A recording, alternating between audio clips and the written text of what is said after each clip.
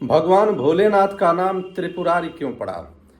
और कौन सी ऐसी आवश्यकता पड़ गई कि जब भगवान श्री नारायण अर्थात भगवान श्री विष्णु को गौ का रूप धारण करना पड़ा और ब्रह्मा जी को बछड़े का रूप धारण करना पड़ा। जय हिंद साथियों, मैं आपका साथी रघुवंश, संयोजक, विश्व का सबसे लंबा तिरंगा समिति।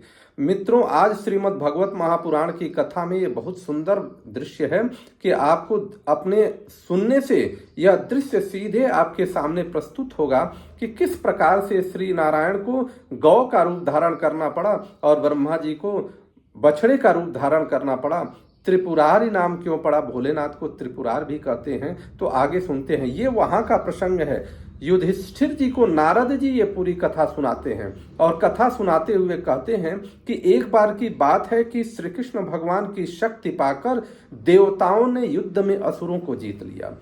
उस समय जब सारे असुर पूरी तरह से परास्त हो गए तो मायावियों के भी परम गुरु, इनके जो राजा थे, वह मैं दानव के पास उनके पास गए और जब मैं दानव के पास जाते हैं तो सारी कथा सुनाते हैं, वृतांत बताते हैं कि देवताओं ने किस प्रकार से मार मार करके भगा दिया। मैं दानव ने बहुत मायावी था, उसने एक रचना रची। रचना कौन सा रचा?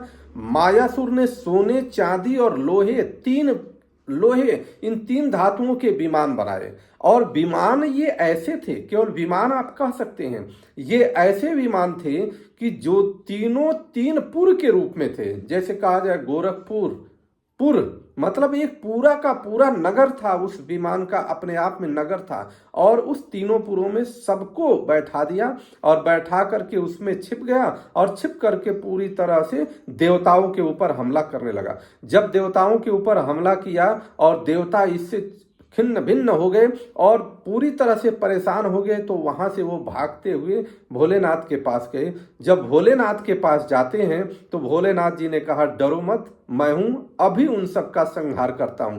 भोलेनाथ जी ने अपने धनुष पर तीर चढ़ाया और चढ़ा करके संधान कर दिया। उस तीर जब निकला तो वह इस प्रकार की ज्वाला थी उस तीर में, जैसे सूर्य का जो केंद्रीय भाग है उस प्रकार की ज्वाला थी और ज्वाला से पूरा का पूरा बहुत सारे तीर निकले, पूरे के पूरे उसके जो तीनों उसने बनाए थे सोने, चांदी और लोहे के जो तीनों विमान बनाए थे, उस विमान को पूरी तरह से ढक दिया। अब दिखाई नहीं दे रहा था इन राक्षसों को।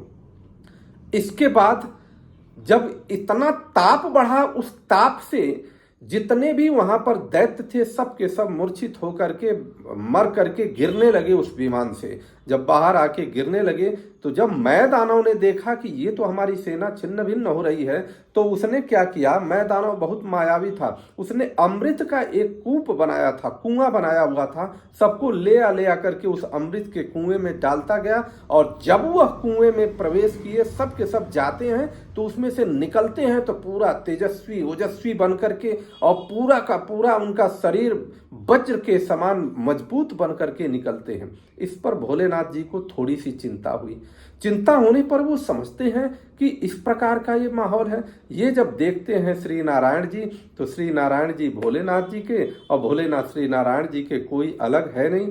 तो श्री नारायण जी ने क्या किया, विष्णु भगवान ने क्या किया कि गौ का रूप धारण किया और ब्रह्मा जी बछड़े का रूप धारण किए। यही का वो प्रसंग है कि मैं दानव के लिए गौ का और बछड़े का रूप धारण करके वह उस अमृत के कूप पर गए और सारा का सारा अमृत दोनों लोगों ने पी लिया।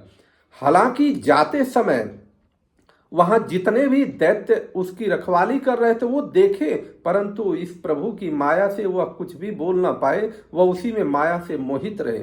जब इस बात की पता मैं दानव को चली तो वो कहा कि देखो, होनी को कोई नहीं टाल सकता, कोई शोक नहीं हो सकता, शोक करने से कोई फायदा नहीं है, अब होनी में जो लिखा है वही होगा।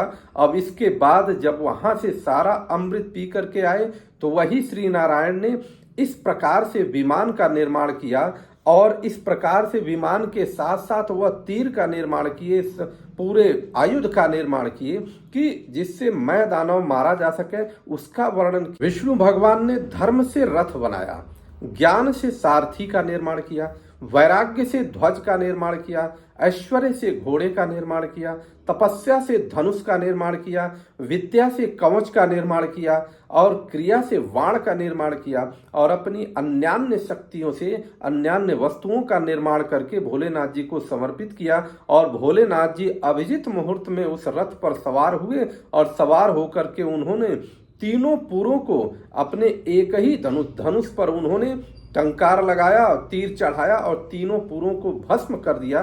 उन तीनों पुरों को भस्म करने के कारण इनका नाम पुरारी पड़ा, त्रिपुरारी जिनको कहते हैं त्रिपुरारी पड़ा। यह कहानी है, बहुत सुंदर कहानी, दिव्य कहानी है।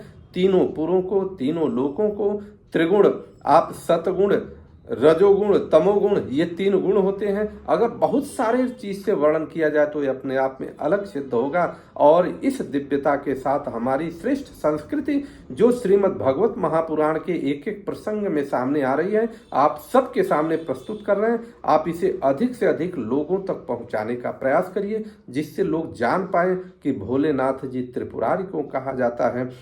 भगवान श्री विष्णु ने कब गौ का रूप धारण किया था और ब्रह्मा जी ने किस प्रकार से बछड़े का रूप धारण किया था। जय